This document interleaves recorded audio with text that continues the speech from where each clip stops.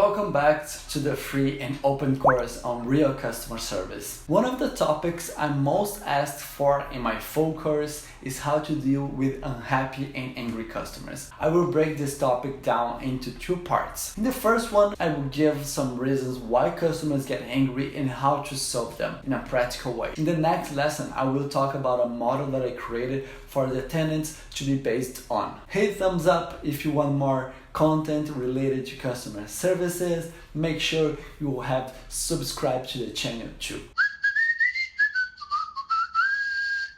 Hello there everyone! Dealing with difficult customers is one of the heaviest tasks for many people in customer service. It usually requires a lot of emotional intelligence since the client is probably in a state of high irritability. This means that any misstep of yours can be misinterpreted and have a huge burden on the company. After all, the chances of the situation staying the same with the customer or only getting worse are much greater than that of reversing the situation. Therefore, many people come to me and my courses to talk and learn specifically about it. We'll start by talking about why customers get angry, how to react when you're in the middle of the situation, and the first things to do. We have a second part dedicated to the model and how to deal with unhappy and angry customers. I always like to comment when I talk about dealing with angry customers that 1. It doesn't matter if you feel empathy or not. What matters is your customer realizing that you care. 2. You can't discuss emotions, so you have to direct the conversation to solve the problem. One of the things I always ask is, why do customers get angry? One thing that is interesting to take notice is that everyone knows that customer service is important. Many know that it's easier to sell to an existing customer or past customer than to a new person. And that recommendation coming from a customer is much more powerful than marketing, and unhappy customer causes much more noise than satisfied customer. Despite of that, bad service still happens. Why? Here's what happens. When I ask this question in my face-to-face courses, what I usually hear is that the customer didn't look for the information, the contractor delayed the service, or that the customer didn't understand the information, etc. It's very common to always put the blame on an external factor, even if it's the team itself. But the fact is, the world is imperfect and the customer service exists to deal with these imperfections. In my experience, customers get angry for 3 reasons.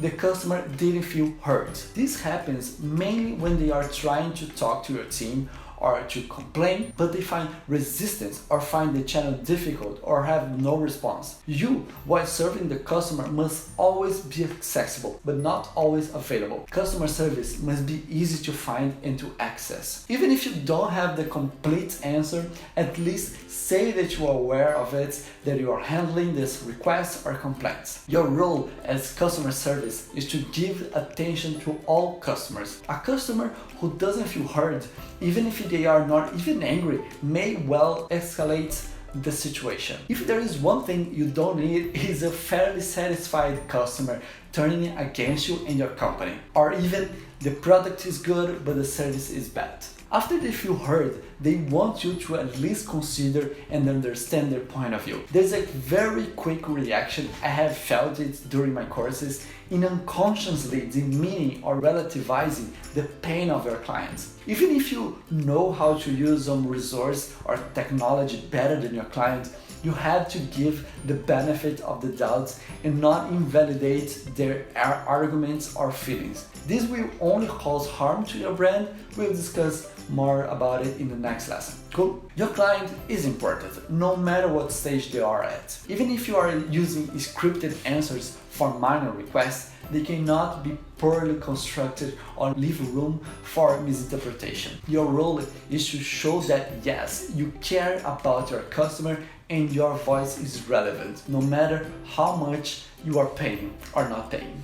3. Misalignment of expectations. It happens a lot. Your customer expected a different service from what you are going to provide. Sometimes they understood that something else was going to happen when you never promised that. This misalignment of expectations is very common in customer service and sales, and makes it difficult to learn how to deal with unhappy and angry customers. That's why it's so important to reinforce and confirm confirm what's being discussed. No wonder that the confirmation step is in the recipe for the perfect message to customer success. Be very concerned about having your customer on board with you, always understanding what they can and what they cannot expect from your service. If you frequently receive complaints like this, try to check that there is nothing in your sales process, on your website, or in the way you treat your customer that might make it sound like that. If it's repetitive, probably some pattern can be found. In fact, it may even be that your client is so used to it because of your industry that you have to proactively say that you're not going to do it. It's like arriving at the restaurant and not having anything to drink. Is it a customer's right to complain if the restaurant didn't tell you up front that they don't sell drinks? It is an obligation to sell drinks? Well, no, but it's such a common practice that now everyone expects it. Remember, it's probably not about you. If you take a stance that you are there to bridge the gap between the customer's complaints and the solution, it can be easier to solve the issue. I know, easier said than done. I also struggle with that sometimes. But it's true, and it's probably not about you, it's about the company you work for. The first thing you should do, without a doubt, is to listen to the other side. You have to give care and attention to your customer with a genuine intention to understand their point of view, what happened and why they are complaining. Ask questions, show that you care, and say that you're sorry that they are having this experience. The important thing here in the first approach will be that you show yourself available to them and that your customer is important. Ask for more information, make the person tell their experience, find the roots of the problem. This makes it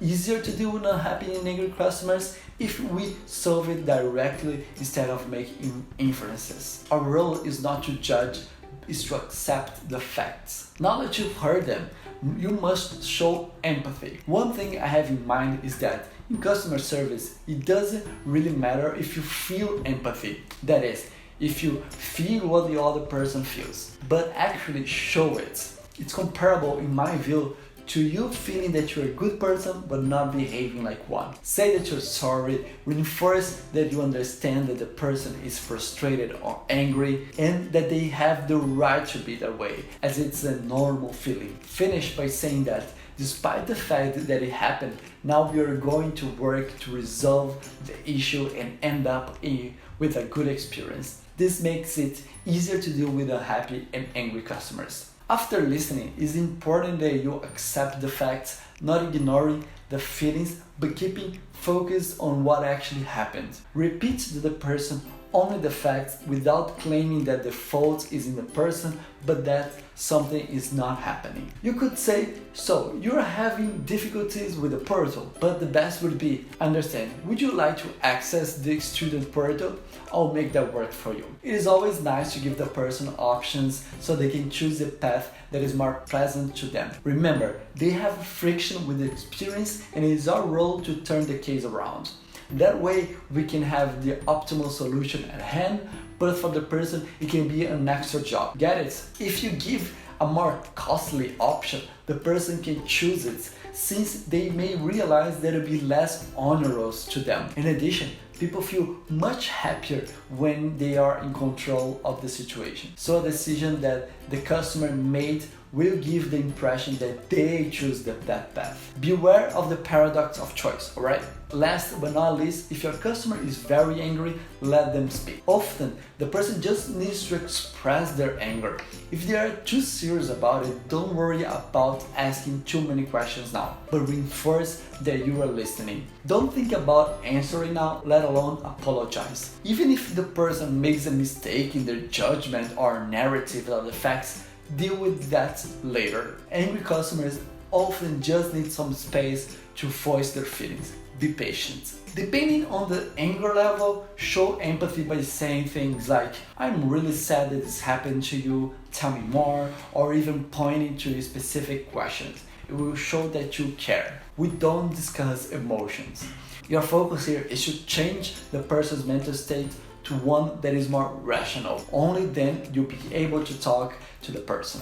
Not because Feelings are not important, but emotions you feel, you live them. It's not up for debate. There is no negotiation. As long as the customer is in an angry state, there will be no room for discussions. It may even be the case that after the person speaks and you realize that they're still very agitated, you recommend that they go for a walk, thinking about their well-being, and that you talk later. There have already been conversations where I simply said, I realize that you're upset. In order for us to arrive at a conclusion and design a way to solve these situations, I suggest we talk later.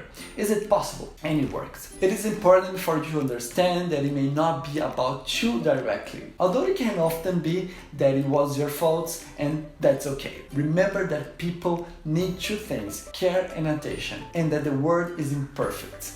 It's our role as customer service to deal with the imperfections of the world and give care and attention to people. Dealing with the unhappy and angry customer is an uncomfortable part of the job, but it's part of it. We'll cover in the next lesson a very practical model on how to deal with this situation. How about that? Better than that, just twice that.